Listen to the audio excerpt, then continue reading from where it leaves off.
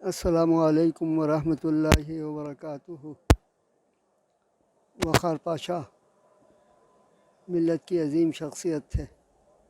انہوں نے ہر طرح کی زحمتیں اٹھا کر، مخالفتیں سہ کر اپنے اخبار کو جاری رکھا، اور کبھی اخبار کے لیے اپنی حیثیت کو بھکایا نہیں۔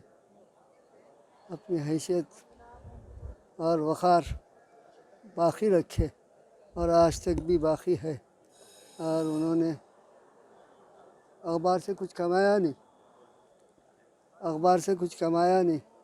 اخبار گویا ملت کے لیے وقف تھا۔ اور اللہ ان کی مغفرت فرمائے، آمین، اللہ مغفرت فرمائے، آمین، اللہ کروڑ جنہ نصیب فرمائے۔ آمین، بڑے ملت کے خیر خواہ تھے، اور ملت کے لیے وہ بہت کچھ خدمت کیے ہیں۔ جب کبھی کرنول آتے تو کرنول میں بھی وہ بڑی خدمت کرتے۔ ایک بالکل غریب آدمی، شاعر، اس کو اٹھا کے 10,000 روپے دیے۔ لوگ بولے کہ آدمی کو آپ اتنے آسانی کے ساتھ 10,000 روپے دیے۔ اردو کا وہ خدمت گزار ہے، اگر میں اس کو نہیں دوں گا تو کس طریقے سے اردو باقی رہے گی۔ یہ ان کے جذبات تھے، یہ ان کی خدمات تھی۔ اللہ ان کی خدمات کو قبول فرمائے۔ آمین، صلی اللہ تعالیٰ علی خیر خلقی محمد وآلہ وصحبہ اجمعین، والحمد للہ رب العالمین۔ السلام علیکم۔ نحمد و نصلی علی رسول الکریم۔ حضرات، آج مکہ مسجد میں نماز جنازہ ادا کرنے کے لیے حاضر ہونے کا موقع ملا۔ آج ہمارے درمیان سے وہ محبوب ترین شخصیت دنیا سے رخصت ہوئی ہے، جو رہنمائے دکن کے رہبر تھے، اور بہت ہی اچھے انداز سے انہوں نے نہ صرف اخبار کو چلایا بلکہ قوم کے لیے بھی جتنا ہو سکتا ہے انہوں نے اپنے اخبار کے ذریعے کوششیں کی ہے۔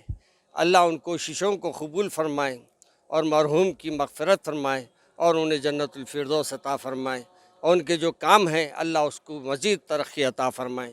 السلام علیکم ورحمۃ اللہ وبرکاتہ۔ بسم اللہ الرحمن الرحیم۔ السلام علیکم ورحمۃ اللہ وبرکاتہ۔ جناب سید وقار الدین صاحب، چیف ایڈیٹر روزنامہ رہنمائے دکن کا، کل رات مختصر سی علالت کے بعد تقریباً 82 سال کی عمر میں انتقال ہو گیا، اور ان کا انتقال ہونا دنیا اردو کے لیے انتہائی نقصان کا ثابت ہوا ہے، اور مسلمانان دکن کے لیے جو ان کی خدمات ہے، اردو کے خدمات ہے اور دیگر جو خدمات ہے، وہ کوئی بھول جانے والی بات نہیں ہے۔ سارے مسلمانوں کے لیے یہ بہت ہی صدمے کا اور افسوس کا موقع ہے۔ آج مکہ مسجد، تاریخی مکہ مسجد میں بعد نماز جمعہ ان کی نماز جنازہ حضرت مولانا مفتی خلیل احمد صاحب شیخ الجامع علامہ کی نامت میں ادا کی گئی، اور تدفین موسیٰ قادری صاحب قرآن حکیم کے احاطے میں عمل میں آ رہی ہے۔ تو میں بہت ہی افسوس کے ساتھ اور دل کی گہرائیوں سے خراج عقیدت پیش کرتا ہوں، اور ان کے تمام خدمات کو اور ان کے تمام جو بھی اردو سے متعلق جو بھی خدمات ہیں ان کے، اس کا اعتراف کرتے ہوئے ان کے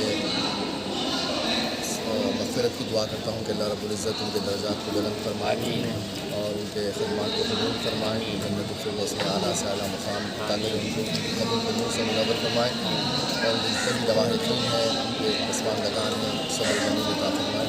صلی اللہ تعالیٰ علیہ سیدنا محمد وعلی آلہ واصحابہ اجمعین، والحمد للہ۔ السلام علیکم ورحمۃ اللہ وبرکاتہ۔ آج بہت ہی افسوس کا دن ہے۔ جناب مرحوم سید وقار الدین صاحب، جو ایک عظیم شخصیت تھی، آج ہمارے ساتھ نہیں ہیں۔ یہ قوم کے لیے بہت بڑا نقصان ہے۔ ہم اللہ سے دعا کرتے ہیں کہ اللہ ان کی مغفرت فرمائے اور انہیں جنت الفردوس میں اعلیٰ سے اعلیٰ مقام عطا فرمائے، اور ان کی جو بھی کاوشیں تھی اللہ اسے قبول فرمائے، اور अल्लाह हर मुसलमान की मग़फ़िरत फरमाए। सैयद वक़ारुद्दीन साहब एक अज़ीम सहाफ़ी, एक उर्दू अखबार के जो क़दीम उर्दू अखबार रहनुमा दक्कन के मालिक भी थे, और वो अपने आप में एक बड़ी आला शख्सियत थे जिसमें उर्दू की खिदमत, उर्दू ज़बान की खिदमत और ख़ास तौर पर फ़लस्तीन की जंग में उन्होंने इतना पूरे हिंदुस्तान भर में एक मुहिम चलाई कि मस्जिद अल अक़सा की आज़ादी के लिए और फ़लस्तीन की आज़ादी के लिए। इसीलिए उनको जब फ़लस्तीन मुल्क बना, यासर अरफ़ात साहब ने उन्हें बहुत बड़े अवार्ड से भी नवाजा। जब यासर अरफ़ात साहब हैदराबाद तशरीफ़ लाए तो अल्हम्दुलिल्लाह जब उनके साथ प्रोग्राम था, उस दफ़ा की हुकूमत में चंद्रबाबू नायडू चीफ़ मिनिस्टर, मैं अपोजिशन लीडर के हैसियत से मुझे भी उनके साथ बैठने का, यासर अरफ़ात के साथ में मसाफ़ा करने का, उनके सामने तकरीर करने का मौका मिला। तो हमेशा वो एक ऐसे नेक इंसान थे, दिल में कभी किसी के बारे में बख्स नहीं रखते थे, बिल्कुल साफ दो इंसान थे। ऐसी अजीम शख्सियत का गुजर जाना ना कि हैदराबाद बल्कि पूरी अरब दुनिया और सब के लिए बड़ा नुकसान है। उन्होंने हमेशा अपनी ज़ाती रकम से फ़लस्तीन की मिटाइंग करे। मैं कभी कभी पूछता था कि वक़ार भाई इतना पैसा खर्च कर रहे हैं आप, अरब ममालिक के पास तो आजकल बहुत दौलत आ गई है।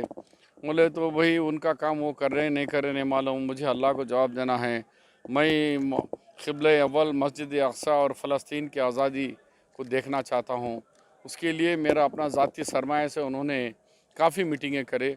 अल्लाह उन्हें जन्नतुल फ़िरदौस अता फ़रमाए और अपने मग़फ़िरत अता करे, उनके रिश्तेदारों को सब सब्र और जमील अता फ़रमाए।